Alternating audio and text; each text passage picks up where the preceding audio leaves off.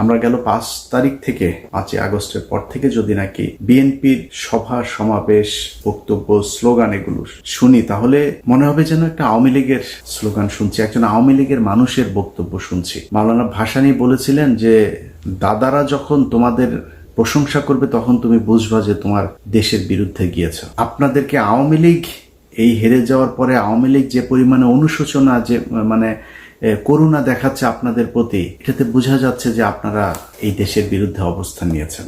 আমরা এই ডাকসু নির্বাচনে সরাসরি কোনো দলের পক্ষে যেতে চাইনি। ডাকসু নির্বাচনের আগে আপনাদের যে ক্যাম্পেইন, এই গেল 1 মাস ব্যাপী, এই ক্যাম্পেইনে আপনারা একটা জিনিস পরিষ্কার করেছেন যে এই দেশকে আপনারা আবার সেই আওয়ামী লীগের মতো বিভাজনের রাজনীতির দিকে ঠেলে দিতে চান। আমার তো ভাই বিএনপি নাই, জামাত নাই, আমি তো কোনো দল করি না। আমার দল একটা, আমি আগে বলেছি আমি এন্টি ইন্ডিয়ান। আপনি সেই ইন্ডিয়ানকে যখন, ইন্ডিয়ান ন্যারেটিভকে যখন আপনি প্রতিষ্ঠিত করতে যাবেন, আপনি যেই হন, আমার বাপ হইলেও আমার যায়ও না আসেও না, আমি তার বিরুদ্ধে অবস্থান নেবই।